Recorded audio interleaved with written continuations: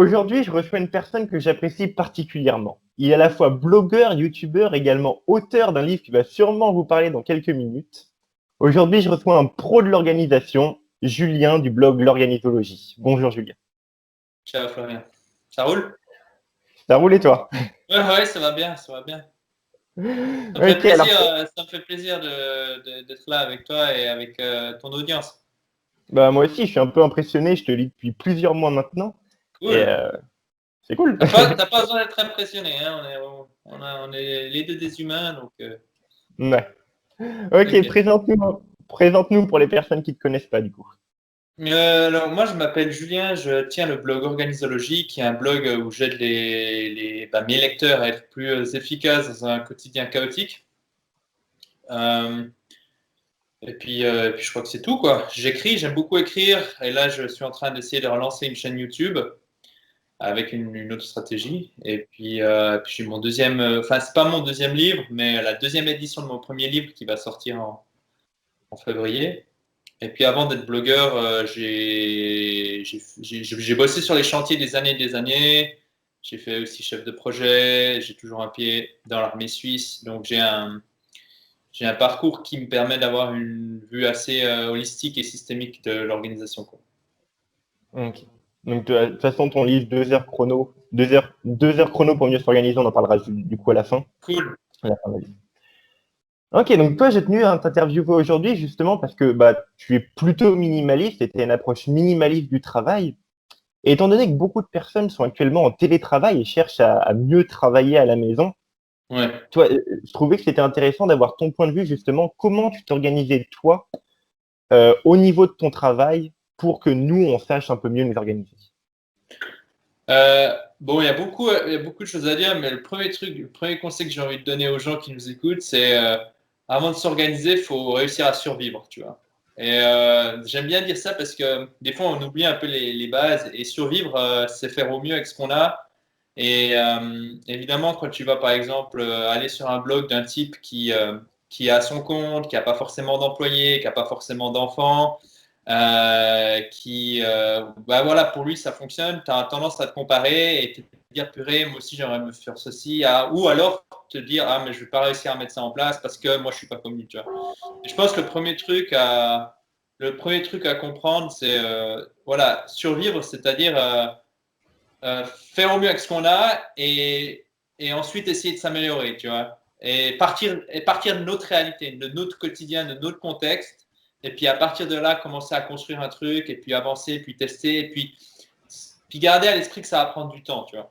Parce qu'évidemment, ça prend du temps de trouver ce qui fonctionne pour toi et surtout, ça prend du temps de changer parce que derrière l'organisation, il y a des changements de comportement. Ok, Donc, cool. donc d'abord survivre et ensuite s'organiser. Parfait. C'est justement pour ça aussi que je tenais à t'interviewer aujourd'hui parce que tu vas souvent à contre-courant des autres personnes des autres personnes qui parlent d'organisation. Mais c'est pas ce que Et je pratique en fait. ouais, ouais, non, mais c'est vrai, tu as une approche différente de tout le discours ambiant en fait. Enfin, voilà. Ouais, si tu veux, j'ai pas ce discours pour avoir ce discours. C'est juste que quand tu as bossé sur les chantiers, quand tu passais, je sais pas, 10 à 12 heures sur les chantiers, et puis que le soir, tu faisais encore des cours pour essayer de sortir de ce milieu-là, parce que ben voilà, quand tu t'es engagé dans une voie, sortir de cette voie, ça prend du temps. Ben, en fait, tu as un discours qui est beaucoup plus terre à terre et que les mecs qui le seul truc qu'ils organisent, c'est je sais pas, leur bibliothèque de livres et puis ce genre de trucs, tu vois. Donc, euh, donc voilà, puis après, bon, il y a des gens qui trouvent que c'est un peu provocateur, mais je pense que c'est bien aussi la provoque, ça fait réfléchir les gens. Ouais, ouais, Et totalement. t'aimes ou t'aimes pas, quoi. Ouais. C'est pas plus mal. Ok. Donc toi, ton slogan pardon, que tu répètes un peu partout, c'est l'organisation dans un environnement chaotique. Ouais, Et justement, si tu devais donner un conseil à une personne qui est justement dans cet environnement chaotique, mis à part survivre, qu'est-ce que ouais. ça pourrait être? C'est d'écouter le feedback, en fait. C'est-à-dire que le seul élément qui va te dire si tu fais juste ou faux, c'est pas un auteur de best-seller, c'est pas Julien qui a écrit son livre, c'est pas Florian sur son blog. En fait, le seul truc qui va te permettre de savoir si ce que tu appliques au quotidien, ça t'aide ou ça ne t'aide pas, en fait, c'est le feedback. C'est observer le feedback. Et ça, je pense que c'est très important. Et pour les gens, le feedback, c'est pas forcément évident. On a l'habitude, le feedback en communication, genre, je te fais un feedback, tu me fais un feedback, etc. Mais le feedback, c'est pas forcément ça. C'est par exemple, tu vois, j'ai mon smartphone là, et je me dis, je vais approcher ma main pour choper le smartphone. Bah, finalement, chaque fois que ma main se rapproche, bah, j'ai le feedback, c'est inconscient. Mais je suis dans la bonne direction et tout d'un coup, je touche, tac, c'est un feedback. Tu vois. Et en fait, si je prends cette analogie, c'est simplement pour dire qu'avec l'organisation, c'est la même chose. Des fois, tu vas voir des conseils sur des blogs et tu vas dire, ah ouais, c'est génial. Mais en fait, tant que tu les as pas testés, tu ne pourras pas savoir si c'est adapté à ton quotidien. Et dans la complexité, en fait, c'est le seul élément à prendre en considération, c'est est-ce que ça t'aide. Donc, en gros, admettons, je ne sais pas, as envie d'avoir plus de temps pour toi, et puis tu as envie, je ne sais pas, te dire, OK, si j'ai envie d'avoir plus de temps pour moi, donc je vais peut-être dire non beaucoup plus souvent, tu vois. Et tu regardes ce qui se passe, en fait. Tu vois, et est-ce que ça te permet d'avoir plus de temps pour toi? Oui, non, tu vois. Et en fait, c'est cette information qui provient de ta réalité, de ta complexité, de ton quotidien, qui va te permettre d'évaluer l'efficacité d'une technique. Tu vois. Et beaucoup de gens, en fait, sont des chercheurs et ne sont pas suffisamment des testeurs. Les chercheurs, ils cherchent des techniques, ils cherchent. Alors que le testeur va se dire, ah ben voilà, un truc qui a l'air bof, mais je le mets en pratique et je regarde. Tu vois. Et Ok. moi, c'est vraiment un truc que j'essaye de faire dans mon quotidien, pas uniquement pour l'organisation, mais c'est pour le marketing et pour ce genre de trucs, ou pour le sport, pour l'alimentation. Je m'en fous de savoir si c'est la meilleure stratégie parce que je ne pourrais pas savoir si c'est la meilleure stratégie tant que je n'ai pas testé. Donc, je préfère avoir une stratégie ou une technique ou une méthode d'organisation un peu bof, moyenne, mais que je teste. Et si ça ne fonctionne pas, ben, moi, je sais que ça ne fonctionne pas. Et si ça fonctionne, tant mieux. Et ce que se disent les gens, je m'en fous un petit peu. Quoi. Ok. Donc tu conseilles de prendre juste une information et de la tester. Voilà. En fait, pour résumer mon monologue là de 5 minutes, ce serait de dire arrêtez passer en mode testeur et arrêtez d'être un chercheur. La pilule magique, elle n'existe pas. Quoi. Ok. Ouais, c'est Ouais, vrai que c'est quelque chose qu'on voit souvent. Non, la course à l'objet brillant, je crois, le syndrome de l'objet brillant. ouais c'est Sauter toujours, ça. sauter toujours sur ce qui brille le plus sans forcément t'attarder sur quelque chose et avoir des feedbacks de ce quelque chose. Voilà, exactement. Et c'est assez normal, hein, j'ai envie de dire. Mais ça me fait penser à un commentaire qu'on m'a laissé récemment sur mon blog de Loïc qui dit je préfère avoir une stratégie bof, mais bien exécutée tout de suite, que de passer 6 mois à chercher une autre stratégie qui n'est pas forcément plus adaptée à mon environnement. Tu vois. Ok, parfait. Je pense que c'est un bon rappel. Quoi. Ah oui, carrément. Bah, c'est vrai que j'ai encore à travailler là-dessus parce que je me fais pas beaucoup de feedback à moi-même, du moins pas suffisamment, je pense. Et donc, à ton avis, comment se faire les meilleurs feedbacks à soi-même? Ouais, Ça alors, fait quoi? ouais, c'est clair. L'idée, c'est pas de passer en mode je me fais un feedback en mode conversation, mais moi, typiquement, une fois par semaine, je fais ma revue hebdomadaire, tu vois. Et ça me permet bon, de passer en revue les résultats que je voulais atteindre. Ça me permet aussi de passer en revue les nouveaux trucs que je teste et de me dire, OK, est-ce que c'est bien, est-ce que c'est pas bien, tu vois.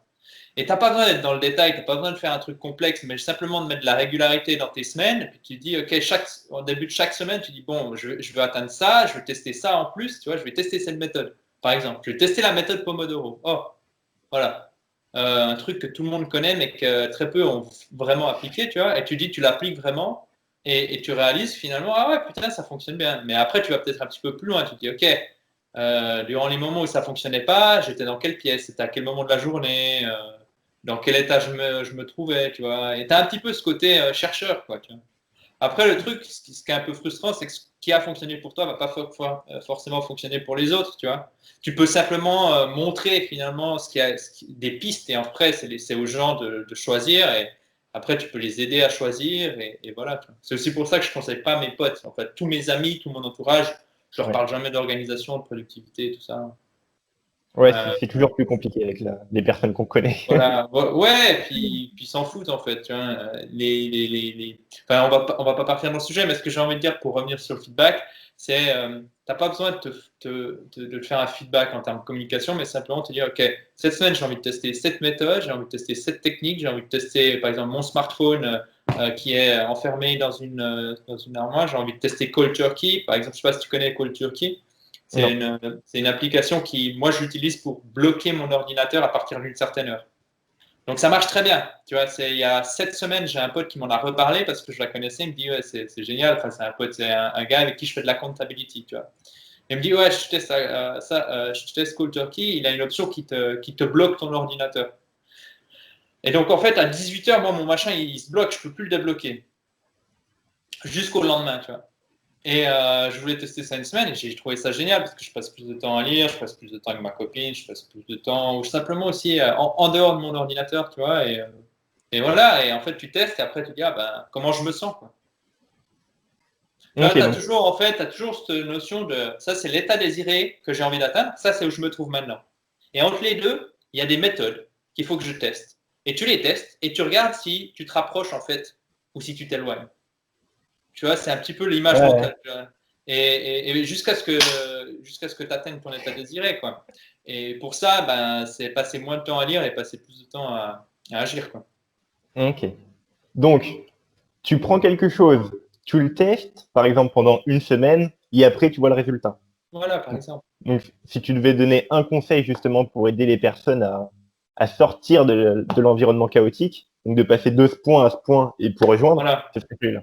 Encore une fois, des tests, des tests, des tests, et puis se souvenir que l'une des excuses les plus subtiles de notre rebelle, tu sais, cette partie de nous qui veut pas vraiment, qui s'en fout en fait de s'améliorer, euh, l'une des excuses ou l'une des ruses les plus subtiles, c'est de croire qu'il faut comprendre pour changer en fait. T'as pas besoin de comprendre en fait. T'as pas besoin de comprendre. Il faut juste changer, il faut juste tester. Tu vois, par exemple, moi j'avais fait des insomnies, et en fait, il y a plein de raisons qui peuvent faire que j'ai des insomnies à un moment donné dans ma vie. Alors, l'une des grosses erreurs, c'est quoi? C'est de prendre des somnifères et puis masquer en fait le problème. En fait, tu vois. Parce que sur le long terme, c'est bien sur le court terme, mais sur le long terme, c'est pas bien. Mm. Tu vois. Si tu t'intéresses un peu au sommeil et à ce que font par exemple les somnifères sur ton cerveau, tu remarqueras que c'est pas bien. Et en fait, tu n'as pas besoin de comprendre d'où vient ton insomnie. Ça va pas forcément t'aider en fait à résoudre ton insomnie. Tu peux simplement dire, ok, je vais tester l'auto-hypnose, je vais tester, je sais pas, manger des bananes le soir, je vais tester les bains chauds, je vais tester plein de trucs en fait, tu vois, les massages, le fait, jusqu'à ce que finalement ça fonctionne quoi. Ça, Et ça, si tu veux, c'est l'un des gros changements de paradigme de l'approche systémique. Donc, l'approche systémique stratégique ou l'approche stratégique systémique. Normalement, on dit l'approche systémique stratégique, qui est quelque chose qui m'a énormément aidé. J'avais pris des cours en 2015 par rapport à ça. À la base, c'était des thérapeutes qui m'ont donné des cours. Enfin, le prof était thérapeute. Moi, je voulais plus partir dans la branche systémique en entreprise. Mais après, bon, j'ai changé de plan. Mais j'ai quand même beaucoup appris et ça m'a aidé à finalement réaliser que je n'ai pas besoin de comprendre la source d'un problème pour résoudre un problème. Et ça, c'est génial. c'est hyper intéressant parce que moi, j'ai toujours entendu l'inverse de chercher le pourquoi du comment. Voilà, C'est mais une ça, si question. tu veux, c'est l'approche analytique. C'est genre, ça fonctionne très bien sur des systèmes simples. J'ouvre le capot de ma voiture qui est en panne. Ah ouais, je remarque qu'il y a un tuyau qui est débranché. Je remets le tuyau, hop, je redémarre. Sur des systèmes complexes comme l'humain, où il y a plein d'éléments qui rentrent en considération. Et d'ailleurs, on a très peu de. On ne se comprend pas, on est trop complexe pour se comprendre, tu vois. Donc en fait, face à quelque chose de très complexe, cette approche de chercher à comprendre est l'un des plus grosses pertes de temps, en fait. T'as meilleur temps de te dire, OK, je fais l'appel là-dessus, je me comprends pas, je comprends pas comment je fonctionne, mais je teste, je teste, je teste. Et qu'est-ce que je garde à l'esprit? Mon point de départ, mon point d'arrivée, et je regarde si je me rapproche ou si je m'éloigne. Si je m'éloigne, c'est pas le bon truc. Si je me rapproche de mon point d'arrivée, c'est le bon truc. C'est vachement intéressant. Cool. Waouh, ok. Du coup, est-ce qu'on poursuit là-dessus ou est-ce qu'on change de question? Bah, tu peux changer de question, hein. Ok. Je Tu pense sais, que je vais y réfléchir. moi, j'ai beaucoup à dire, hein, donc Oui, c'est oui, toi, hein, je me doute. c'est toi qui me dis. Mais on peut changer de question, quoi. Non, mais c'est hyper intéressant l'approche systémique parce que, en fait, à chaque fois que je lis un contenu de toi, généralement, t'en parles et je prends jamais le temps de regarder ce que c'était. Je comprenais pas trop bien ce que c'était. Ouais, Là, ouais. c'était. Ouais, en fait, si tu veux, à la base, l'approche systémique, c'est un mélange entre la cybernétique et puis la cybernétique et un autre cybernétique.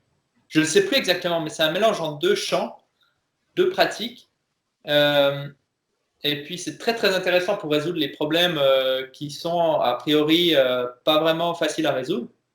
Et puis en fait, les gars qui ont développé cette approche systémique, c'était dans les années 50, Palo Alto, Gregory Bateson, c'est des mecs qui viennent, tu vois, Gregory Bateson, c'est un anthropologue. Donc en fait, le gars, il se base sur l'observation des sociétés qui ont, voilà, des différentes sociétés, différentes espèces, ben, humaines, hein, mais différents, je sais pas comment tu appelles ça, mais tu sais, les gens qui vivent sur des îles désertes, enfin, Ouais. pas que sur les îles désertes, hein, un anthropologue, il peut aussi, à mon Ouais, avis, ouais, voilà, enfin bref. Et en fait, ces gars-là, ils ont développé en partant d'une contrainte. Ils se sont dit, donc des psychologues, il y avait des psychologues, il y avait, je ne sais plus exactement, il faudrait que je relise les bouquins, ça fait longtemps que j'ai plus ouvert un livre sur la systémique.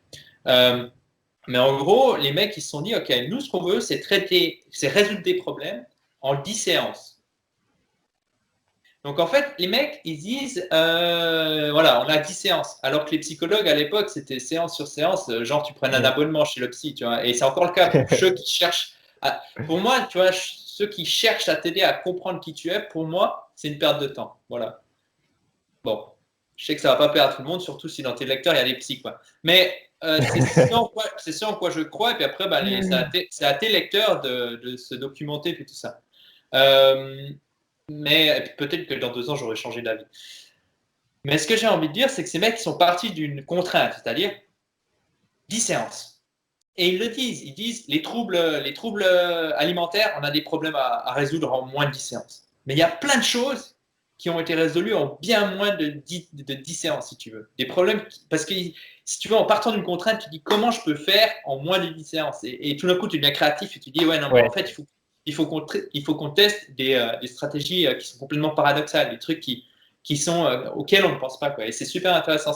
Il y a 2 livres que je recommande à toi et à ton audience. Il y a Manager par l'approche systémique de Dominique Berriot, qui est quelque chose de très pragmatique, qui s'adresse aux managers. Donc, tu as cette approche systémique sans tout le blabla derrière, donc très pragmatique, très intéressant. Et puis Lucie Gilles, qui a écrit un livre qui s'appelle Comment réussir à travailler avec presque tout le monde. Et je trouve ça intéressant parce que dans son titre, elle admet que même l'approche systémique ne peut pas t'aider à travailler avec tout le monde. Il y a des gens qu'il faut éviter à tout prix, manipulateurs, pervers narcissiques, tout ça, parce que tu deviens cinglé si tu travailles avec eux, même si tu connais l'approche systémique. Ok, donc Bref. en fait, c'est devenir une machine à tester, quoi. À quoi, hein? Tester, tester, Ouais, à ouais. tester. Pour moi, en fait, tester, créer de la variation. En fait, l'évolution, c'est quoi? Si on prend de la distance, parce que, comment dire, l'organisation, ce qu'il faut, à mon avis, pour vraiment s'aider dans ce monde, c'est comprendre d'où on vient. Donc, nous, on est déjà biologique. Donc, quand tu prends ça, tu gardes ça à l'esprit, tu te dis, bon, en fait, si je veux réussir mon projet, il va falloir que je prenne en considération le fait que je suis un organisme vivant qui a besoin de dormir, qui a besoin d'eau, qui a besoin de contacts sociaux, ce genre de trucs. Donc, déjà là, tu te dis, mais en fait, c'est quoi mes priorités? L'humain n'a pas besoin de fric. Évidemment, on en a besoin parce qu'on est dans un système capitaliste. OK? Mais ce que je veux dire, c'est que quand toi, tu prends ton agenda, tu te dis, il y a des choses qui sont essentielles. Tu vois? Et ça, en fait, si tu ne les prends pas en considération, ça va aller sur le court terme, mais sur le long terme, tu vas en baver. Tu vois? Donc déjà là, c'est basé sur la biologie. Puis en parlant de biologie, il y a toute cette notion d'évolution. L'évolution, c'est quoi? C'est simplement créer de la variation. Et puis ensuite, Mère Nature sélectionne ce qui fonctionne et améliore ce qui fonctionne. Et en fait, à ton niveau, l'organisation, c'est la même chose. C'est-à-dire que tu vas faire des tests. Tu vas 80% du temps tester ce qui fonctionne jusqu'à maintenant. Et le 20% du temps restant, c'est un ordre d'idée, hein, tu testes des Ouais. trucs un peu chelous, quoi, un peu fous. Tu vois, on oublie souvent que la pénicilline, le Viagra, tout ce qui est le post-it, tout ça, c'est des découvertes qui ont été faites par hasard, en fait. C'était pas le but, en fait, au début. Ouais, le Viagra, ça devait être un truc pour aider les types qui avaient des problèmes cardiaques. Puis ils ont réalisé, boum, les mecs, ils avaient des érections du feu de Dieu, quoi. Donc, Donc, ils se sont dit, ah bon, bah, il y a peut-être un truc à faire. Pénicilline, la même chose. Le post-it, pareil, tu vois. Il y a plein de choses, en fait, qui sont le fruit de découvertes heureuses. Et en fait, en fait, ces découvertes heureuses, c'est des tests, quoi. Des fois, Ok. tu dois tester en te disant, je vais me planter, quoi. Ouais, c'est hyper intéressant. Cool. Donc, si on devait résumer, c'est tester et ayez du feedback. Voilà. Ok, prochaine question du coup. Je regarde parce que j'ai pas retenu. Ouais. Du coup, on a parlé du minimalisme au niveau du travail. Donc, tu viens d'en parler, se concentrer sur l'essentiel, les tâches les plus importantes. Est-ce que tu appliques cette philosophie de vie, pardon, à d'autres domaines de ta vie? Tu parles du minimalisme? Ouais, c'est ça, du minimalisme. Ouais, ouais, évidemment. Je l'applique dans pas mal de choses, je me rends compte. Bon, là, je t'appelle du Portugal, hein. Je voyage avec un sac à dos de 40 litres quand je voyage, donc c'est exclu-moi que je prenne des petites valises à roulettes, ce genre de truc. Donc, je veux que tout passe en soute, même quand j'étais parti à Bali. Donc, évidemment, tu dois un peu réfléchir à ce que tu veux porter, les habits, les trucs, les sous-vêtements, etc. Tu vois, là, j'ai une lessive qui tourne parce que j'ai réalisé qu'il me manquait enfin, c'était mon dernier sous-vêtement, tu vois. Donc, des fois, c'est un peu limite. Mais dans Mm. l'ensemble, tu remarques que même si tu as très peu, tu aimes mieux, tu penses à moins de choses. Donc, tout ce qui est matériel, j'ai presque plus rien, tu vois. J'ai peut-être bon, j'ai un peu du matos chez mes parents, voilà. Notamment tout mon matériel militaire, etc. Mais sinon, le reste, je suis très très light et puis je m'en porte très bien en termes de. Le matin, je réfléchis pas trop à ce que je veux mettre. Toi, j'ai un t-shirt noir, deux pantalons noirs, voilà. Euh, Chaque décision, en fait, te fatigue, quoi, prendre de l'énergie, quoi. Donc, il y a ça. Et puis après, tu sais, je m'entraîne avec des kettlebells, donc pour ton audience, tes lecteurs qui nous regardent ou qui nous écoutent toujours et qui n'ont pas été, qui se sont pas endormis ou qui n'ont pas été distraits par autre chose. Euh, c'est un poids avec une poignée, donc russe. Donc déjà là, quand on dit russe, tu te dis ouais, c'est génial, quoi. Enfin, déjà, ça devrait capter ton attention, quoi.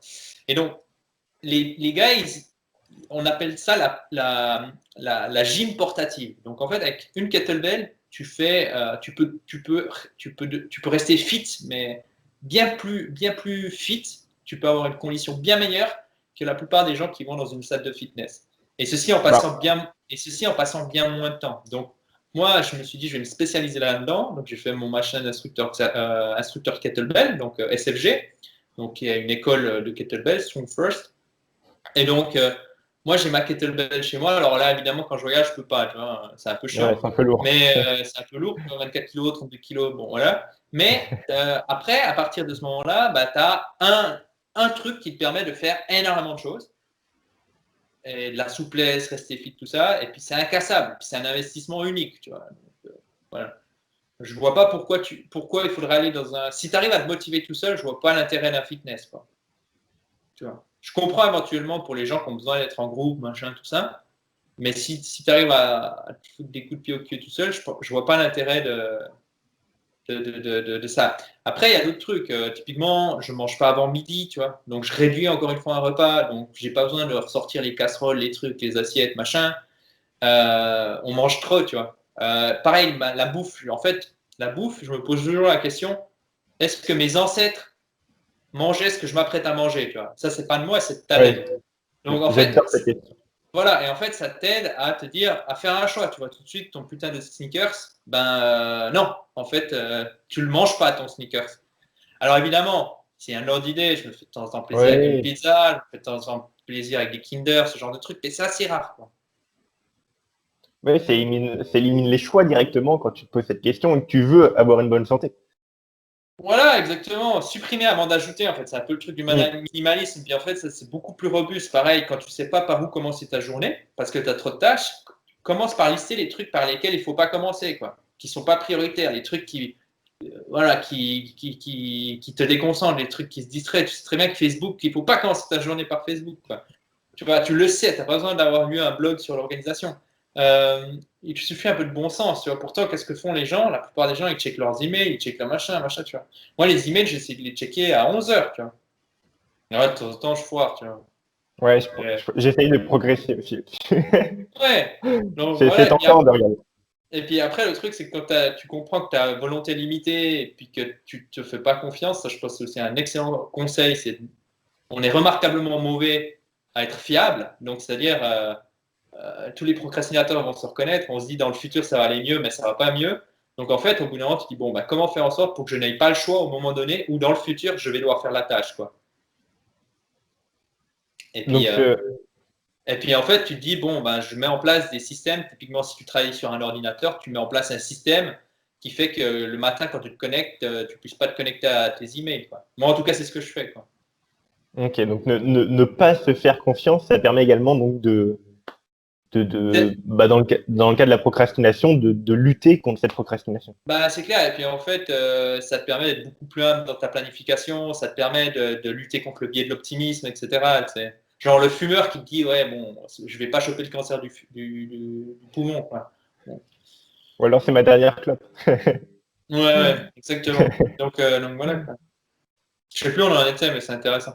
Ouais, non, non. Oui, du coup, est-ce que tu appliques le minimalisme dans d'autres domaines de ta Ouais, vie? Donc, alors le tu parlais sport, des objets. le sport, la bouffe, les gens dans le sens où euh, ouais, bah, je me suis séparé de certaines personnes qui m'apportaient plus grand-chose, quoi. Tu vois, donc, t'as meilleur temps d'avoir des gens qui t'apportent beaucoup, en tout cas qui sont pas forcément jaloux, qui sont pas en mode, tu sais, t'as des gens qui sont autour de toi mais qui n'ont pas vraiment envie que tu réussisses. Ces gens-là, faut pas rester avec eux, tu vois. Et puis voilà, il y a ça. Attends, je te coupe 2 secondes là-dessus parce qu'il y a beaucoup de personnes justement qui ont du mal à se séparer des relations, si on peut appeler ça se séparer des relations. Et qu'est-ce que tu pourrais conseiller justement, enfin, qu'est-ce que tu pourrais, comment dire, qu'est-ce que tu pourrais conseiller à une personne qui a du mal à se séparer d'une relation ou à dire stop à son entourage? Enfin, si toi tu peux répondre, Ouais. ouais, je me suis embrouillé de ouf, mais Non, mais je je comprends le m'attendrais. truc. Pour moi, c'est compliqué parce qu'en fait, si je prends la casquette systémique maintenant, je te dirais, une personne ne va pas changer tant qu'elle accepte la souffrance. Et en fait, les gens changent à partir du moment où la souffrance est intolérable. Et en fait, cette notion de souffrance, pour moi, c'est par exemple rester 3 heures avec un con, pour moi, c'est intolérable. Mais pour d'autres personnes, c'est 3 mois, 3 ans, 30 ans. Chacun a sa propre échelle, la souffrance, tu vois, la douleur, en fait. Donc, tu as des gens, typiquement ceux qui font des burn-out, en général, c'est des gens qui sont super résistants, tu vois. Et parce qu'ils sont super résistants, au bout d'un moment, alors la plupart du temps, ça les aide, parce qu'ils arrivent à gérer dans des. Entre guillemets, ils prospèrent dans des situations où la plupart des gens, ils pètent un plomb. Mais quand ils pètent un plomb, ils pètent un plomb, quoi. Donc en fait, ce qui était une force au début, ben, c'est toute une question de dosage. Tu vois, entre tomber Mm. d'une chaise, tomber du 5e étage, c'est une question de dosage. Les effets ne sont pas les mêmes. Tu Ouais. vois. Et c'est pareil avec la gestion du stress, de la douleur. Donc je dirais à une personne qui est avec des cons, soit c'est de lire des livres sur les pervers narcissiques, sur ce genre de personnalité toxique, et de se rendre compte à quel point ces gens sont malades, mentalement malades, et que tu ne peux pas les changer. Tu peux pas les changer. Tu peux pas les convaincre. Tu peux pas raisonner un pervers narcissique. Tu vois, c'est impossible. Et commencer à reconnaître les signes de la drama queen. Donc la drama queen, c'est pas forcément une nana, c'est une personne, homme ou femme, qui crée du drama dans ta vie. Tu vois. Et ce drama dans ta vie, en fait, va te pomper de l'énergie. C'est comme une tique, en fait. C'est une tique, elle a besoin de ton sang, Mm. okay, pour vivre. En fait, ces personnes, c'est comme des parasites, c'est des tiques. Et en fait, de quoi ils se nourrissent, ces gens-là? De ton attention, de tes émotions négatives, de tes émotions. Tu vois. Et donc, en fait, à partir du moment où tu cesses de les nourrir, ces gens, donc c'est-à-dire que tu réagis plus à leur drama, tu réagis plus à leurs petits jeux, leurs petits machins, et en fait, tu cherches pas à les convaincre, ils sont juste là, tu les laisses dans leur coin, qu'est-ce qui se passe? Ils disparaissent. Comme si tu n'avais pas de sang. Les moustiques, ils s'en foutent. Tu vois. Parfait. Mais c'est compliqué parce que les gens ils vont pas se laisser faire. Si c'est le truc, c'est comme si durant je sais pas, tu as une copine. Non. Ok, ben quand tu auras une copine ou je pense que tu as déjà une copine, mais souviens-toi quand tu pars, tu dors avec elle, ben, il y a une règle qui se met en place. Elle dort à gauche, toi tu dors à droite. Et vous n'avez jamais discuté de ça. Ou peut-être, mais la plupart des gens ne discutent jamais de ça. Ça se fait assez naturellement. Mais si un jour tu changes ton comportement et tu vas de son côté, va y avoir une réaction. Elle va dire, mais qu'est-ce qui te prend? Pourquoi tu dors de mon côté, tu vois? Et en fait, ça, c'est la magie des relations, c'est qu'il y a beaucoup de choses, de règles comme ça qui se mettent en place entre les gens, tu vois, et sans forcément que ce soit discuté. Et quand tu as des relations toxiques, il y a aussi des règles comme ça qui se mettent en place. Et l'une des règles, c'est quand je te fais réagir, tu réagis. Et Mhm. si tout d'un coup, tu arrêtes de réagir, ben, je ne vais pas trouver ça normal, je ne vais pas être content. Parce que finalement, je me nourris de ta réaction, je me nourris de tes émotions négatives, et on est vachement loin de l'organisation, mais c'est quand même intéressant.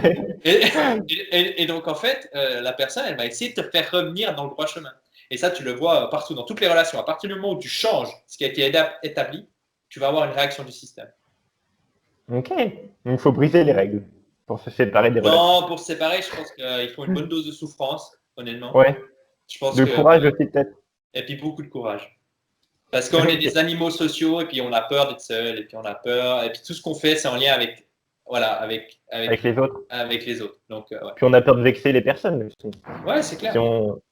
Enfin bref, il y a plein de trucs qui rentrent en compte. Voilà. Et puis Est-ce que tu l'as fait? je suis pas spécialiste Ouais, ouais. là-dedans, donc on va changer de sujet. C'est pour ça que j'ai hésité à te poser la question, parce que je me suis dit, bah, est-ce que tu auras la réponse?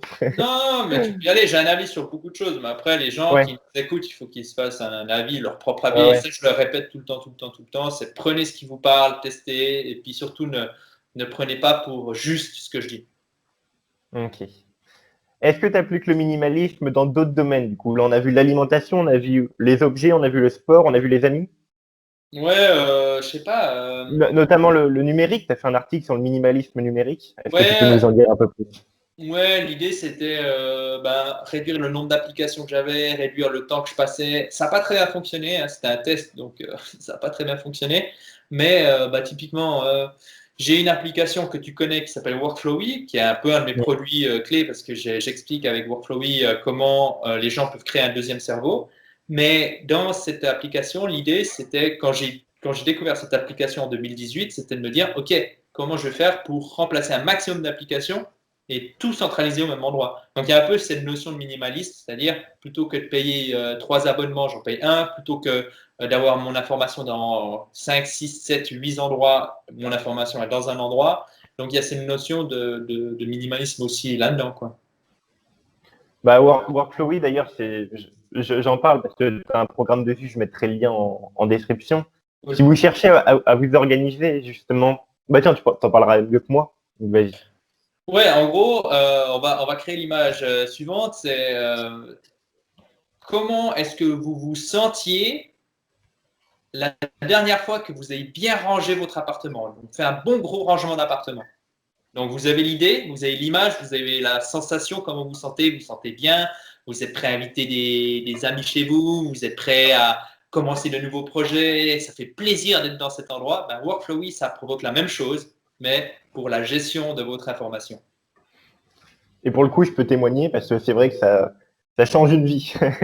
Ouais, ben moi c'est un produit qui fonctionne très bien et puis que j'ai décidé de développer activement parce que j'ai eu énormément de retours positifs, quoi. Ouais, c'est pas seulement pour les blogueurs, les youtubeurs ou ceux qui travaillent sur Internet. Ça peut servir à tout le monde, justement, si vous voulez, comme tu l'as dit, avoir un deuxième cerveau plus fiable que le premier, où où tout est centralisé au même endroit. Bien, Workflowy, c'est génial. Ouais, c'est clair. Après, comme tu as pu t'en douter, si t'as pas forcément, si tu sais pas forcément tout ce que tu peux faire avec, tu passes à côté du truc, quoi. Ouais, c'est pour ça que je mettrai le lien de ton programme en Ouais, description. cool. Sérieux, sans ton programme, j'aurais littéralement abandonné Workflowy. Ouais, ouais, je pense aussi. Je pense qu'il y a pas mal de gens comme ça, quoi. Ouais, bah ouais. On va pas s'éterniser dessus, c'est pas le sujet. Ok, donc le minimalisme numérique, du coup, tu as centralisé tout au même endroit. Est-ce que tu as fait d'autres choses? Non, enfin comme ça, j'ai pas vraiment de truc qui me vient en tête, quoi. De toute façon, toi, t'es pas un fan des réseaux sociaux non plus. Non, les réseaux sociaux, pour moi, ça rend malheureux et puis quoi et puis tu passes beaucoup de temps, c'est addictif, les mecs qui créent les réseaux sociaux, bon maintenant tout le monde connaît parce qu'on a vu les trucs sur Netflix, mais à l'époque quand j'ai commencé à en parler, c'était un petit peu après Cal Newport, ça commençait un peu à émerger, mais en gros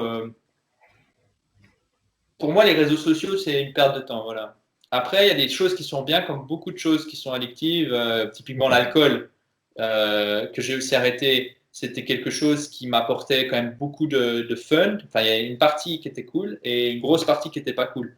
Et les réseaux sociaux, c'est la même chose. Il y a 10% qui sont bien. Tu sais, Facebook, on avait encore le droit de faire des événements, hein, parce que maintenant, bon, c'est Covid, machin, tout ça. Mais à l'époque, c'était vraiment intéressant dans le sens, tu peux avoir les événements proches de chez toi.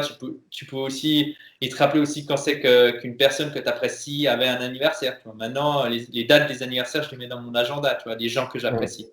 Donc voilà, tu disparais aussi un peu de la vie des gens en fait.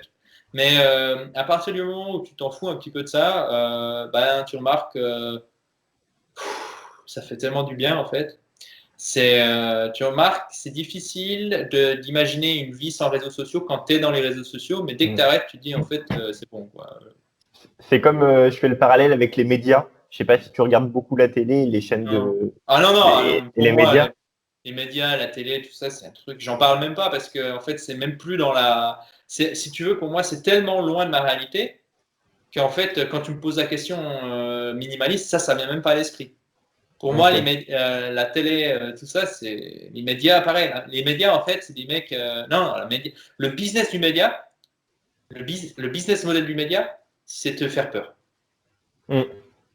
Et quand tu comprends que l'information a un immense impact sur ton mental, bah, tu arrêtes de regarder les médias. Et pour toutes les personnes qui nous écoutent et qui se disent ah ouais, non, mais moi je pense que l'information n'a pas autant d'impact que ça. Alors souvenez-vous la dernière fois où en fin de journée ou en soirée, vous avez reçu un email de votre boss qui vous disait ouais, demain j'ai envie de te parler 2 minutes dans mon bureau à 6 heures du matin ou à 7 heures du matin. Comment est-ce que vous avez dormi? Comment est-ce que vous vous êtes senti? Ouais. Le, le média, c'est un truc que je parle énormément également sur YouTube et sur le blog. Parce qu'on se rend pas compte de l'impact des médias sur notre vie. Mais comme tu l'as dit, leur business model, c'est de nous faire peur, de nous attirer avec des événements euh, tragiques et puis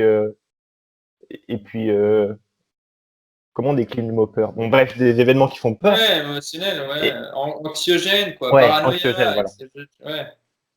De toute Et façon, puis l'information importante, si tu es un petit peu connecté avec des gens, elle va venir vers toi. Elle vient ouais, vers toi. C'est ta maman qui t'informe. Tu sais, ce qui est vraiment important, c'est, je sais pas, c'est tes bons potes qui disent ouais, t'as vu ça, c'est un truc de fou. Puis là, tu te connectes, tu vas voir. Mais tout le reste, c'est du bruit en fait. Et puis ça t'éloigne en fait de ce qui est important. Maintenant, un mot pour les créateurs de contenu. Bon, moi, je connais pas ton audience, mais ceux qui créent du contenu, pourquoi j'utilise pas Instagram, Facebook, LinkedIn, tout ça? C'est parce que quand tu arrêtes de t'agiter, tu coules. Alors qu'un bon contenu, comme il y a des canaux d'acquisition, comme par exemple Google, YouTube, Pinterest, pour ne citer que, parce que je ne connais pas tous, et c'est le cas aujourd'hui au moment où je fais cette vidéo. Moi, j'ai des vidéos qui continuent de me rapporter des clients que j'ai tournés en 2015. En 2015. Les mecs qui sont sur Facebook, tu sais, ils s'agitent, quoi. Ils s'agitent pour rester au top, quoi.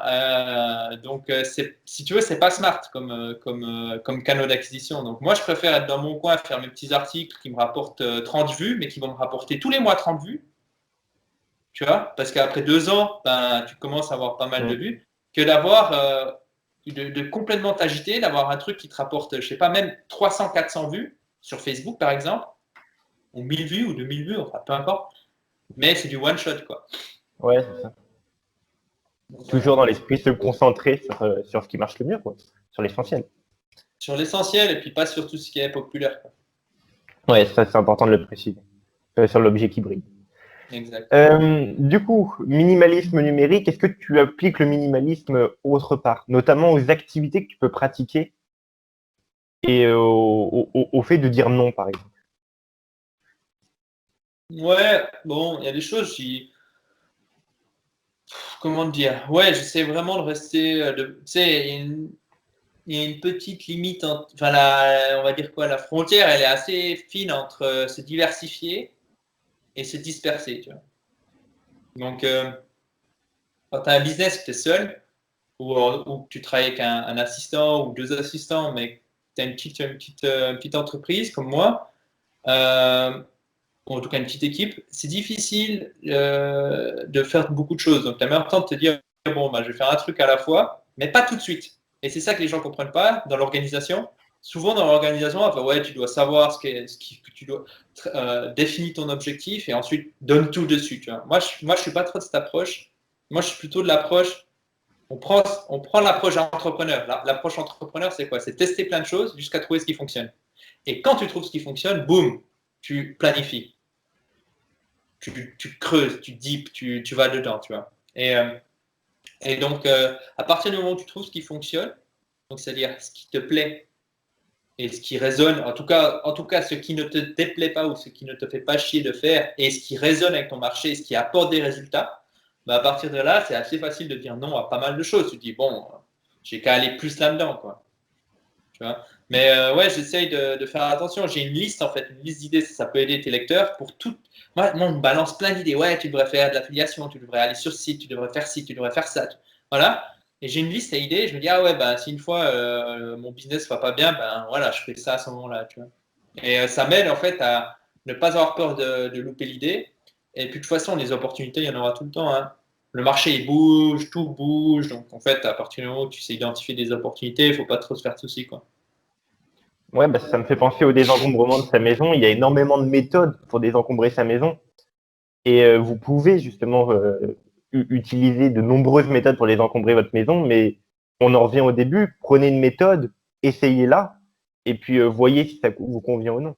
Si ça vous convient pas, vous la changez. Si ça vous convient, vous la gardez. Bah C'est ouais, un c'est peu ça. clair. Bah ouais. Ouais, ouais. Il n'y a pas besoin.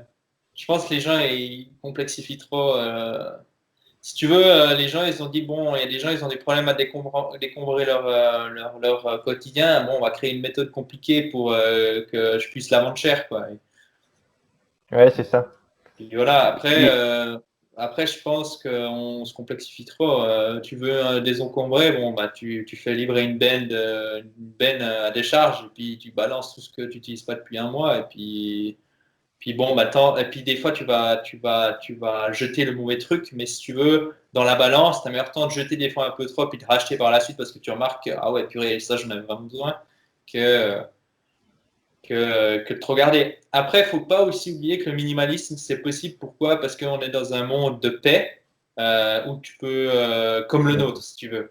Ce qu'il ne faut pas oublier, c'est que nos grands-parents, ils étaient plus en mode conserver du matériel. Ils étaient beaucoup plus intelligents de conserver du matériel parce que bah, tout d'un coup, la chaîne supply chain, la chaîne d'approvisionnement, tout d'un coup, il y avait la guerre, tout d'un coup, il y avait ci, tout d'un coup, il y avait ça. Donc, il ne faut pas oublier toujours ben là, c'est plus pour tes auditeurs, puis peut-être pour toi et pour moi, pour qu'on se le rappelle, mais en gros, toujours se souvenir du contexte dans lequel un propos a été formulé. Parce que là, on est en temps de paix. Mais je te garantis que si tout d'un coup ça part en sucette, moi, je vais en amasser du matériel, quoi.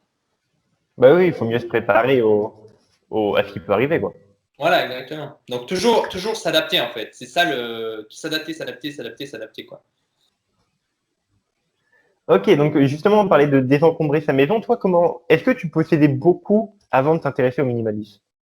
Bah, un peu comme beaucoup de gens, je pense. C'est-à-dire, tu fais ton premier déménagement et tu te rends compte que tu as un max, quoi. Tu dis, putain, j'en ai amassé du bordel. Moi, ce qui m'a vraiment poussé à désencombrer tout mon appartement à l'époque, c'était que je suis parti au Kosovo pour une mission de promotion de la paix avec la Confédération suisse. Et puis, j'ai dû rendre mon appartement vu que j'allais partir plusieurs mois. Et puis, là, à ce stade, j'ai donné la plupart de mes livres. Et puis, je me suis débarrassé d'un max de trucs. Donc, en fait, j'ai acheté un bouquin qui s'appelle Do Less de Barba. Do Less. Il y a plusieurs livres qui s'appellent Do Less, mais je l'avais mis en note. Mais tu le Ouais, mettras ouais. voilà, tu le mettras dans la description. Et en fait, ça m'a bien aidé. Et c'est, je pense, le genre de livre à lire avant de faire un déménagement. Et moi, je me suis dit, OK, c'est parti. Et puis j'avais vraiment bazardé beaucoup de choses, quoi. Excepté les pulls tricotés par ma mère, ça j'ai pas pu. Ben, il y a trop d'émotions, quoi. Donc, Ok. il y a un attachement émotionnel, tu vois. Ouais. Donc voilà. C'est c'est Rachel Jonah. Le nom. Merci. Et du coup, toi, t'as désencombré tes affaires quand t'es parti au Kosovo. Et comment tu t'y es pris pour désencombrer? T'as tout donné Euh, comme ça? Non, mais si tu veux, j'avais tout ce qui était meubles, tout ça. Il y avait une association, je sais plus comment elle s'appelle en Suisse, mais qui était venue débarrasser tout mon merdier tout mon matériel pour rien. J'avais gardé une bonne armoire, je crois, une bonne armoire, j'avais gardé. Le lit, je m'étais débarrassé. Et maintenant, ce que j'ai, je dors sur un futon.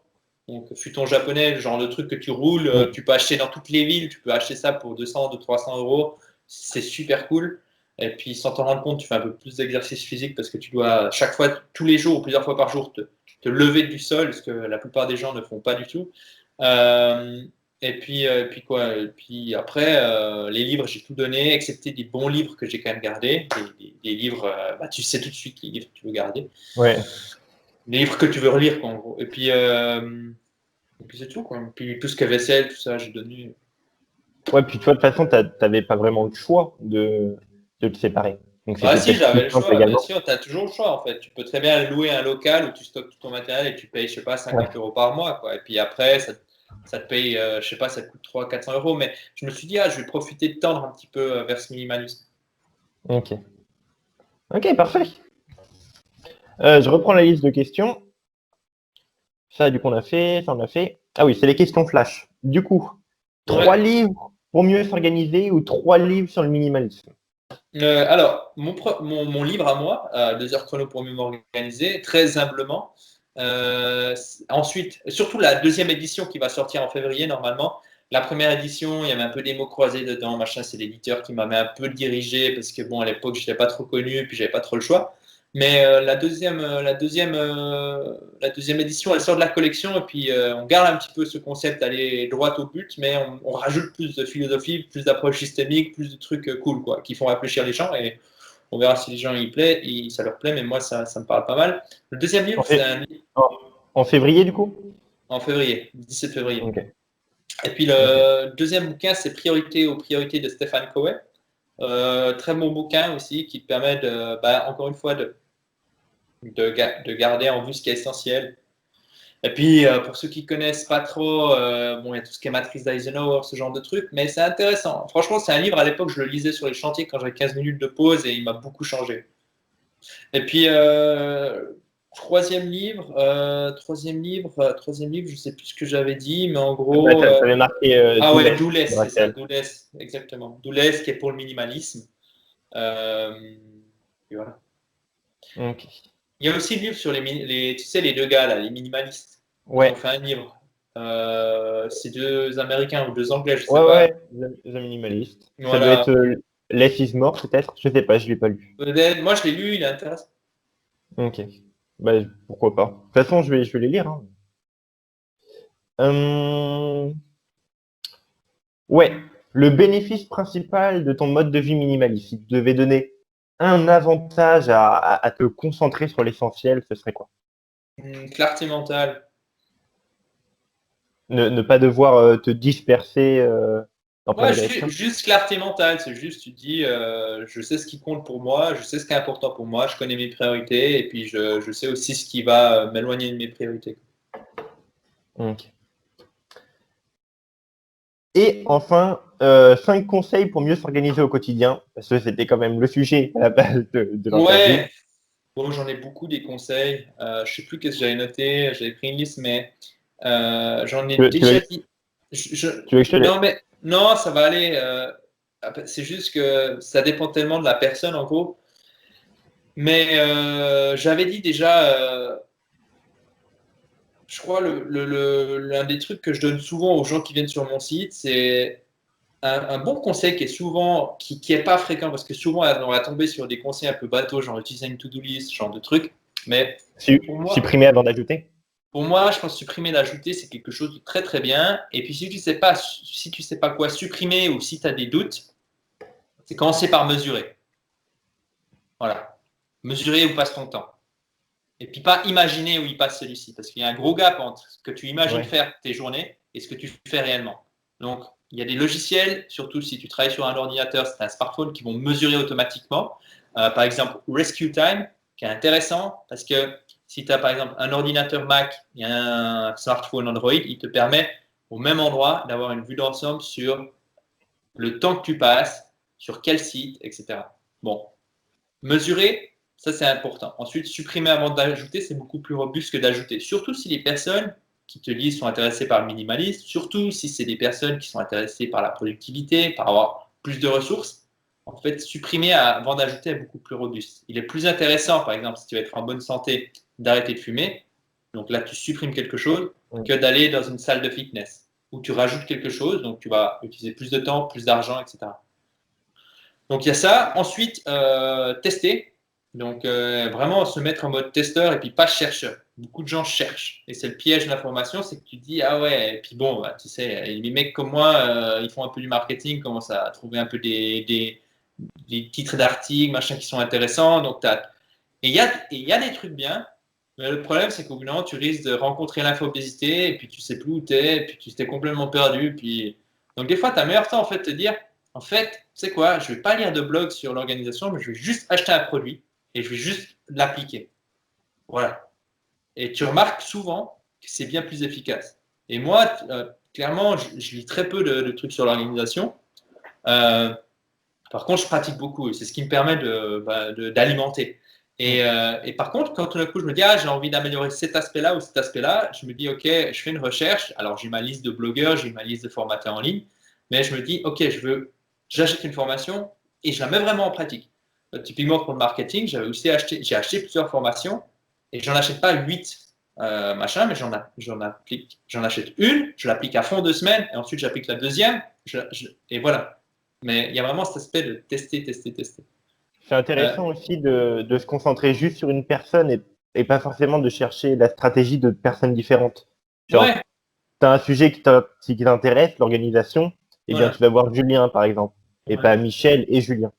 Voilà, par exemple. Après, c'est aussi bien de comparer, je pense. Ouais. Mais, euh, mais voilà, donc la recherche d'information, c'est vraiment un piège très vicieux parce que tu as bonne conscience Mm. en le Ouais, faisant. c'est ça. Et, Je le vois souvent. Je le vois souvent quand j'écris des articles. Je cherche toutes les informations dessus. Je me dis, oh, bah, c'est du temps de productif quand même. ouais, Finalement, non. ouais, voilà, exactement. Donc, donc voilà quoi. Ça, c'était le troisième. Donc, la première, mesurer. Deuxième, supprimer avant d'ajouter. Troisième, tester. Le quatrième conseil que je donnerais à une personne qui cherche à mieux s'organiser, c'est de penser en système, c'est-à-dire de se dire, OK, alors le système, c'est souvent un truc qui fait peur aux gens. C'est un truc flou, c'est de se dire, oh putain, c'est quoi un système, machin, tout ça. Mais en gros, les gens utilisent déjà un système sans forcément s'en rendre compte. Par exemple, ils ont une boîte aux lettres. Tu vois. Une boîte aux lettres, c'est l'inbox. Donc, c'est le point d'entrée de ton système.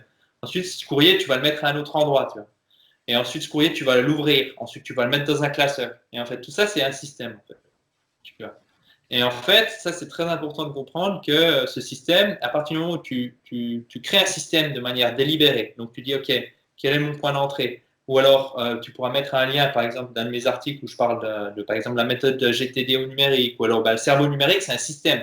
Parce que tu as vraiment ton point d'entrée, et puis je t'explique comment, par exemple, OK, cette tâche, elle va où? C'est une tâche isolée? C'est une tâche qui est liée à un projet? Est-ce que c'est une tâche que tu ne sais pas, tu la mets en attente? Enfin bref, tu as vraiment un système. À partir du moment où tu crées un système, bah, tu vas être beaucoup plus fiable sur la durée. Tu vas dire, ah, ça c'est une tâche qui revient souvent. Ah, boum, je fais une checklist, ou je fais un modèle, ou je fais ceci. Et au bout d'un moment, ton système, il n'est pas parfait, et ça, c'est pas le but, parce qu'encore une fois, d'abord, on fait fonctionner et ensuite, on améliore.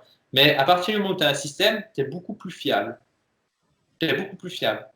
Et cette fiabilité, elle va augmenter avec les années et avec ton expérience. Alors que la plupart des gens, ils y vont un petit peu au bonheur à la chance. Tout d'un coup, leur quotidien devient bordélique. Ils disent je vais commencer à scanner tout mon courrier. Et puis ensuite, parce que c'est juste un one-shot, c'est juste ils travaillent par saccade, en fait, les gens. Tu vois, ils sont pas réguliers.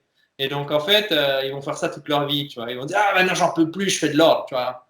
Et pour moi, Ouais. c'est beaucoup plus intéressant de se dire ok, je crée un système assez facile à entretenir. Tu vois. Je crée un système assez facile à entretenir. Et puis ensuite, ensuite je l'améliore ce système. Et ça, c'est vraiment la classe. Et le dernier point, vu qu'on est dans la notion de système, c'est penser encore une fois à la survie. Penser biologie. Penser, OK, de quoi a besoin un corps pour fonctionner? Il a besoin de 8 heures de sommeil. Voilà. Et tous les mecs qui vous disent, mais non, il y a des hormones, il y a des trucs, il y a des machins, ces mecs, ils n'ont pas l'humilité de comprendre que l'évolution, est bien plus intelligente qu'eux. En fait, l'évolution, c'est des milliers, des milliers, des milliers et des milliers d'années, des millions d'années de variation et de sélection. Et tout d'un coup, tu as un type avec un gros ego qui dit mais non, il suffit d'avoir cette molécule, il suffit d'avoir cette molécule, machin, etc. En fait, ces films me font penser à ceux qui disaient à une certaine époque, ouais, pour guérir de la fièvre ou je sais pas quoi, il faut pratiquer la saignée. Tu sais, tu avais des gens comme ça, hein, à une époque qui étaient là, voilà. Bah, maintenant, on est un peu la même chose en mode, mais pour le sommeil. Genre, mais non, t'as pas besoin de dormir 8 heures. Attends, mec, si Mère Nature te dit, il faut que tu dormes 8 heures, dors tes putains de 8 heures, quoi. Et en fait, beaucoup de gens sont là, maintenant, 1 heure de gagner dans mon quotidien, c'est 1 heure de productivité en plus, mais ils n'ont pas du tout compris. En fait, tu as meilleur temps de dormir 8 heures par nuit et de travailler 6 heures que l'inverse. Maintenant, si tu demandes à la plupart des gens sur ta chaîne ou machin combien d'heures vous dormez, ils vont dire 6 heures parce que j'ai l'impression de passer à côté de ma vie, parce que j'ai envie de profiter de mes soirées, etc. Mais en fait, ce que tu ne comprends pas, c'est en dormant 8 heures par nuit, tes 16 autres heures, elles sont bien plus pertinentes, elles sont bien plus efficaces, elles sont bien plus agréables. Tu es beaucoup moins con avec les gens, tu es beaucoup moins con avec toi-même, tu fais moins d'erreurs, etc. Donc, revenir à la biologie, c'est quoi? C'est arrêter d'être assis toute la journée, c'est faire du sport, c'est bien manger, c'est arrêter de manger des conneries et qui t'endorment, etc. Et ça, si tu veux, les gens, il y a des gens qui sont là en mode ouais, je cherche la meilleure to-do list pour être productif, mais ils boivent comme des cons le week-end, quoi. On voit que tu es émotionnel là-dessus, sur le sommeil. Euh, ouais, parce que j'ai fait des insomnies, tu vois, et puis parce qu'en fait, moi, ça m'hallucine qu'il y ait des gens qui se trouvent, qui se croient plus intelligents que l'évolution, quoi. Mais J'ai après, juste, mais voilà, après les gens ils font ce qu'ils veulent, hein.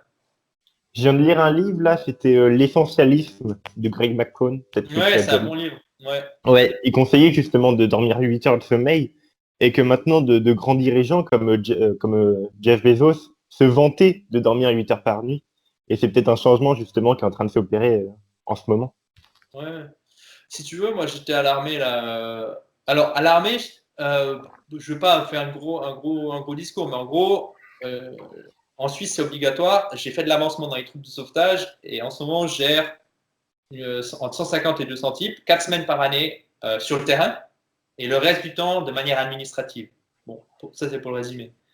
Quand j'étais sur le terrain, l'une de mes priorités pour moi, c'était d'avoir suffisamment de sommeil. Et je n'arrivais jamais à avoir 8 heures de sommeil par nuit. Impossible, parce que très difficile. Surtout que c'était ma première année, etc., etc. Mais ce que je disais à mes cadres, c'est les mecs, à mes officiers, je leur disais, les gars, dormez. Quand vous pouvez, reposez-vous. Parce qu'en fait, quand tu sais ce que le manque de sommeil provoque sur ta prise de décision, sur ton irritabilité, sur tes biais cognitifs, sur tout ce bordel, en fait, c'est complètement fou de promouvoir au sein d'une organisation, c'est complètement fou de promouvoir l'acharnement, les heures supplémentaires, etc., etc., le manque de sommeil. Moi, dans une de mes boîtes dans lesquelles j'ai bossé, en tant que salarié, le CEO, il se vantait en fait de pas beaucoup dormir, quoi. En fait, quand moi j'ai vu ça, je me suis dit, ok, bon, je vais apprendre ce que j'ai à apprendre, je vais faire ce que j'ai à faire, mais ensuite je me tire. C'est pas ça. Ok. Et en fait, ce que je trouve marrant, c'est que si tu écoutes, ta grand-mère parler, elle va te donner ce genre de conseils.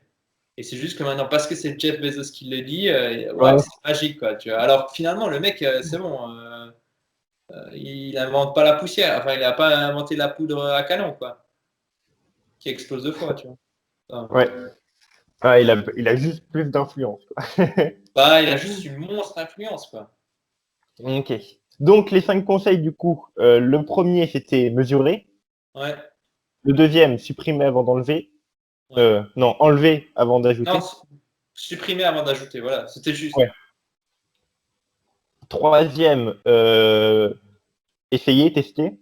Voilà. Le quatrième, agir en système. Et le dernier, c'était penser biologie.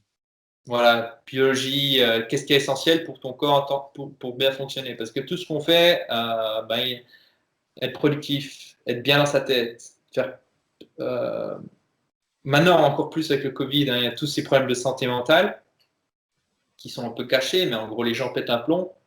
Mais en gros, c'est voilà, c'est prendre soin de soi, prendre soin de son corps, etc., etc. Et ton projet, même si il sera pas fini cette année, mais l'année prochaine, ben as meilleur temps d'arriver à la fin de ton projet en ayant de la banane, donc c'est-à-dire en étant heureux, en te sentant bien dans tes pompes, que l'inverse. Surtout qu'en fait, ce que les gens oublient, c'est que tu n'as aucune garantie que ton projet va bien se passer. Donc, en fait, autant faire en sorte que tu prennes du plaisir sur le chemin. Tu vois, hier, j'ai regardé un film cool avec madame. Donc, je pense qu'il faut profiter de la vie, tu vois, et flâner, prendre du temps pour boire des cafés, etc., etc.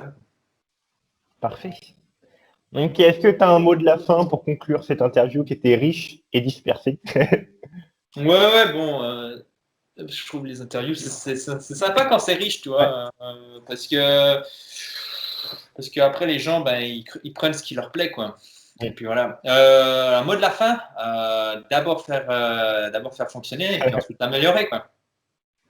Ton moto. C'est clair. Ok, parfait. Bah, merci Julien. Merci à toi. C'était un plaisir de te retrouver, t'avoir aujourd'hui. Merci à toi, Du Florian. coup, si vous voulez retrouver Julien, il y a son blog organisologie.com, si je ne me trompe pas. C'est juste. De toute façon, je mettrai le lien en description. En Cool. février, le 17, son livre 2 heures chrono pour mieux s'organiser. C'est Et puis, je juste. mettrai également le lien du programme Workflowy si ça peut intéresser des personnes. Cool. Génial. Merci, Florian. Merci Julien. À bientôt. Et puis, à bientôt. Bye bye.